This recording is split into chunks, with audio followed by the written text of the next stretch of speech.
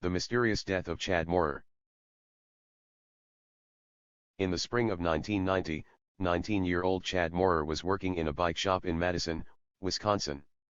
A popular student and well-rounded athlete, Chad hoped to save up enough money to move to Colorado for college and snowboarding.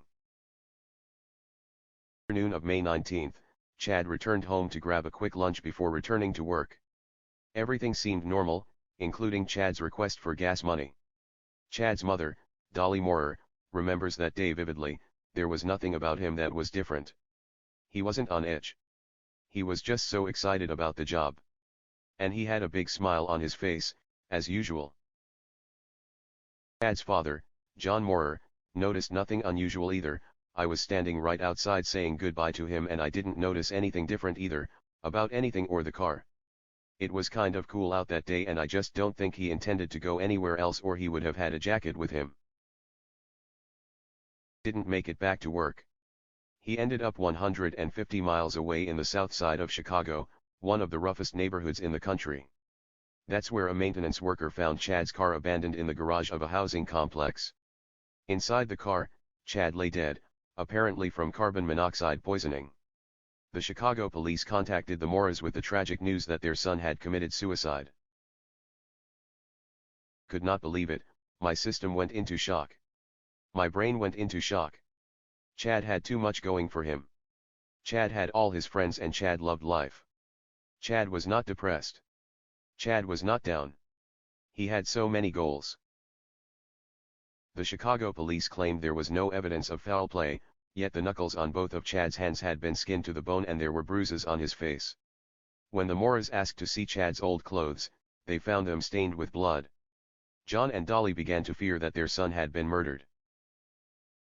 They went to review police photos of their son's body, along with Dane County Sheriff's Department Detective David Bongiovanni. The parents noted the jacket on the front seat was not a jacket they knew Chad owned. It would be interesting to know if the jacket size is consistent with Chad's size. Or it may give us an idea of the basic build of somebody that may have been in the car with him. The jacket was another clue pointing to the involvement of an unknown person in Chad's death. The autopsy report also suggested that Chad had not taken his own life. The level of carbon monoxide in his body was 74%, much higher than usually found in a suicide. While the findings proved that Chad had died of carbon monoxide poisoning, the extremely high level suggested he had been put in the car while unconscious, rather than getting into the car under his own power. Det Bongiovanni, my understanding is that levels where they're conscious, at the time they succumb to carbon monoxide, is about 50 to 60%. Levels that get up to 74 to 80% are more consistent with a person being unconscious or sleeping when they succumb to carbon monoxide poisoning, and that's because people naturally have a tendency to breathe deeper and more methodically when they're sleeping than when they're awake.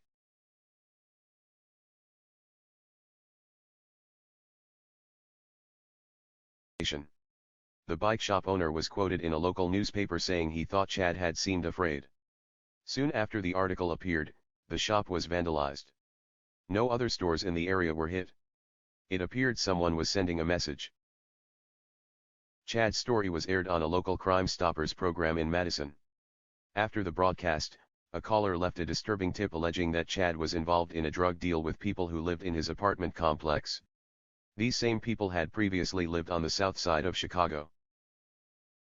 Sergeant John W. Ridges is with the Chicago Police Department. We know through our intelligence sources that there is a pipeline of narcotics trafficking from Chicago to Madison. Now, there's nothing in Chad's background that would really suggest that he's involved with narcotics. But because of this conduit, there's a possibility that he might have been tricked into being involved in narcotics and narcotics trafficking.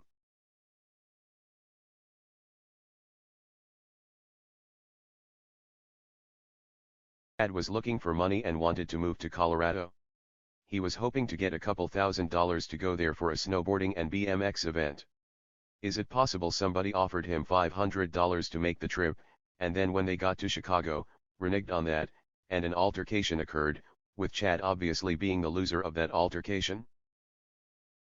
Sergeant Ridge thinks that someone in the Madison area may know more than they are willing to tell. I think probably that's who we're trying to reach out to now, because we're not going to know what happened inside that garage unless we know the circumstances surrounding how he got there, and that's what we're really after at this point. Chad's mother, Dolly, is left to deal with the pain of not knowing. All we know in Chad's case is that Chad is dead, and he ended up in Chicago, and we know he was beaten up. But why was he beaten up? How did he end up in Chicago? There are so many questions. And every day we wake up and we think a different thing that could have happened to Chad. I know it won't bring Chad back, but we cannot rest, and we cannot put Chad to rest until we really have the answers to this case. The end. Thank you for watching. Don't forget like and subscribe.